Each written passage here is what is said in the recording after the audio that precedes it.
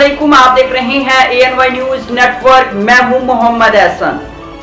लाहौर से bureau chief Hussain सुबानी की report के मुताबिक शक्करगढ़ महकमा बिल्डिंग से रिटायर होने वाले मुलाजिम मोहम्मद रियाज की खिदमात के अतराफ में एक तकरीब का इनेकाद किया गया, जिसमें सब इंजीनियर चौधरी फरख चौधरी अरशद हुसैन ने रिटायर होने वाले मुलाजिम मोहम्मद रियाज को फूलों के हार पहनाए और मुबारकबाद दी।